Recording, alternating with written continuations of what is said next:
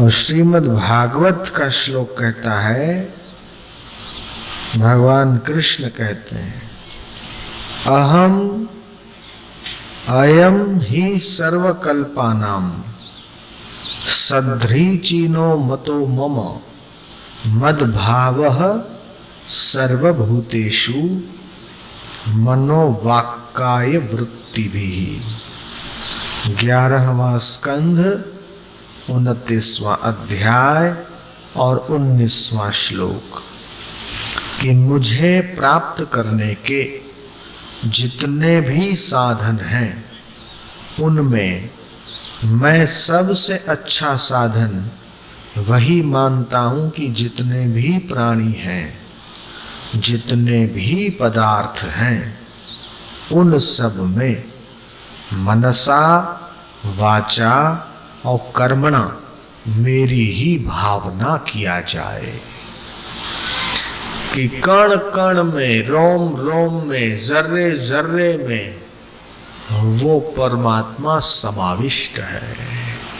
अतः ऐसे वचन न बोले जो किसी को चुभाए। मीठी वाणी। कबीरा मन निर्मल भयो जैसे गंगा नीर, पीछे पीछे हरि फिरे कहत कबीर कबीर। कागा का को धन हरे, कोयल का को देय, मीठे वचन सुनाए के जग अपनो करी ले। अनुद्वेग करम वाक्यम सत्यम प्रियम हितम चयत। कि ऐसे वचन बोले जो किसी को उद्वेग न पहुंचाए, सत्य भी हो, प्रिय भी हो और हितकारक भी हो। ऐसे वचन बोलने से प्राणी मात्र को संतोष होता है, यह भी एक सेवा है। घर घर में झगड़े क्यों बढ़ रहे? सास ने कुछ कह दिया, बहू ने सवाया कह दिया, बहू ने थोड़ा कह दिया, सास ने उससे सवाया कह दिया, और झगड़ा छोटी सी बात पे हुआ, बढ़ता गया बढ़ता गया बढ़ता गया, और मन में एक दूसरे के प्रति गांठ आ गई। देरानी जेठानी की खटपट, सास बहू की खटपट, पति पत्नी की खटपट, भाई बहन की खटपट। ये संसार खटपट वाला है। ऐसे खटपट वाले संसार में एक मात्र सत्संगी ऐसा है जो सारे खटपटों की रामबाण दवा है। वहां जाके सारी खटपटें मिट जाती है। और सत्संग की बात अगर जीवन में आ जाए और उतार लो तो खटपट के बीच रहने के बावजूद भी तुम्हें उसका स्पर्श नहीं होगा। जैसे कमल पानी में पैदा होता है, पानी में भी नहीं कीचड़ में पैदा होता है, लेकिन उसकी नींव तो होती है कीचड़ में, जड़ तो होती है कीचड़ में, लेकिन वो खुद कमल पानी से भी ऊपर रहता है। जल में कमल रहता है जैसे, वैसे ही तुमको संसार में रहने की कला आ जाएगी सत्संग के प्रभाव से। सोई जाने सत्संग प्रभाऊ, लो कहूं वेद न आन उपाऊ। और सत्संगति मुद मंगल मूला, कि यह सत्संगति मंगलों का मूल है। बड़े ऊंचे दर्जे के विद्वानों का, महापुरुषों का अनुभव है। 80-80, 90-90 वर्ष जिन्होंने पूरे भारत में कभी कहीं भ्रमण करते हुए जन जन के मन मन में श्रद्धा को, भक्ति को स्थापित किया और बढ़ाया। ऐसे महापुरुषों के अनुभव की वाणी हम आपको सुना रहे हैं। उन महापुरुषों ने ये अनुभव करके देखा है कि जिन गांवों में और जिन शहरों में, जिन इलाकों में पिछले 5-25 वर्षों से सत्संग नहीं हुआ, अच्छे ऊंचे दर्जे के महापुरुषों के चरण रज जिन गांवों में नहीं गए, भगवत कथा नहीं हुई, सत्संग नहीं हुआ, भगवत कीर्तन नहीं हुआ, वहां के गांव के शहर के लोग स्वार्थ लोलुप हो गए, अहंकारी हो गए और छोटी छोटी बातों में लड़ने झगड़ने वाले पशु जैसे हो गए, राक्षस जैसे। उनके अंदर असुर भाव, राक्षसी भाव आ गया।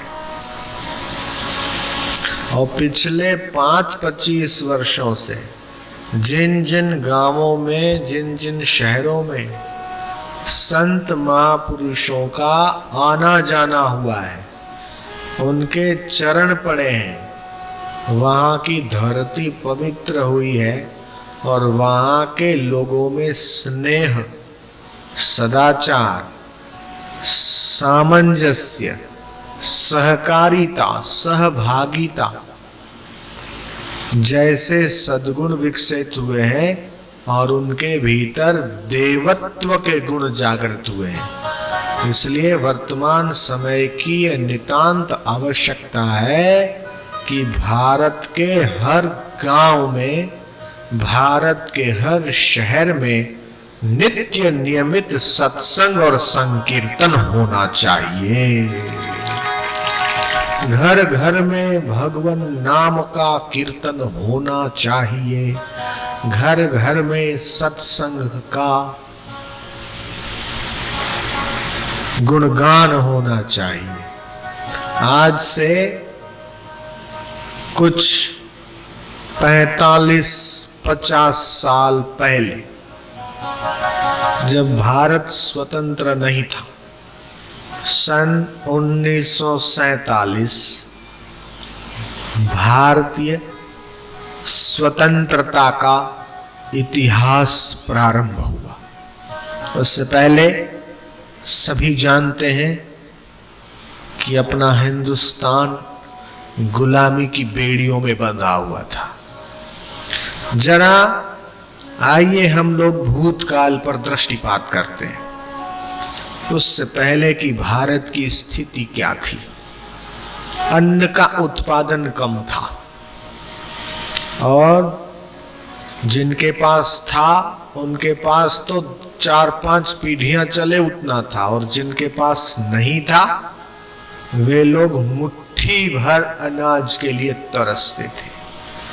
एक मुट्ठी चावल, एक मुट्ठी गेहूं के लिए गरीब और भारत के अंदरूनी इलाकों में लोग छीना झपटी करते थे।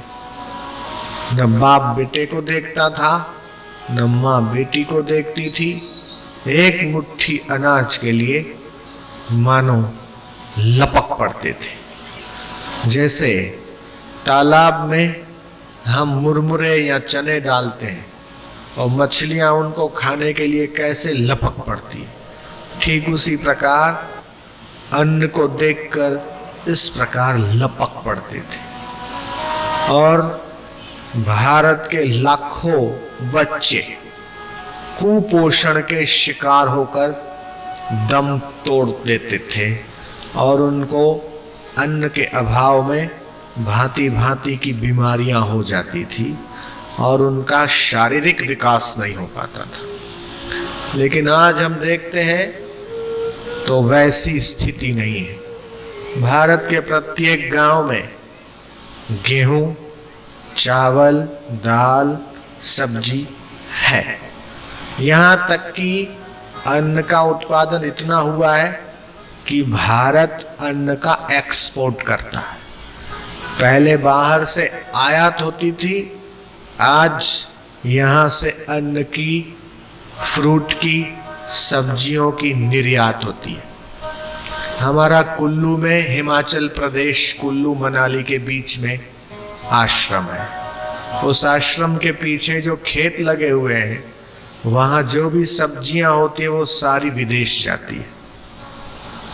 वहां के किसानों ने कहा हम पैक करके इसको दिल्ली भेजते हैं और दिल्ली से वो सब्जियां हवाई जहाज में फॉरेन जाती है। आज हम देखते हैं कि भारत एक सशक्त आर्थिक और आध्यात्मिक सुपर पावर बनने की दिशा में आगे बढ़ रहा है। आज अन्न की उतनी कमी नहीं है, कपड़े की उतनी कमी नहीं है। आज से 10 साल पहले जितनी गरीबी थी आज उतनी गरीबी नहीं है। भारत में संपन्नता आ गई है, पैसे की कोई कमी नहीं है। जहां है वहां बिल्कुल कम है, 1 या 2%, वो भी बहुत ही आदिवासी क्षेत्रों में या अंदरूनी इलाकों में।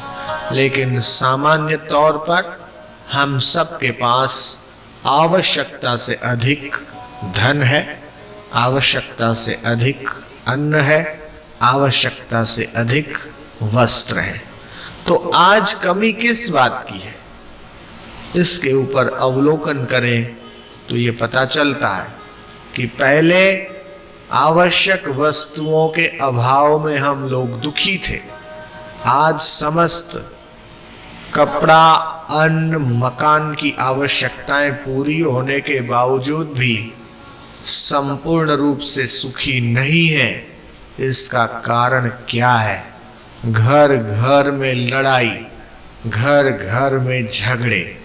इंदौर की एक सास ने अपनी डॉक्टर बहू का गले में चाकू मारकर मार डाला और अपनी बहू को अपने ही बगीचे में खड्डा खोद कर गाड़ दिया। अपने ही भाई को अपना ही भाई गोली मार देता है। ये सारी समस्याएं रोटी, कपड़ा और मकान के अभाव में नहीं है, बल्कि ये सारी समस्याएं सत्संग के अभाव के कारण है।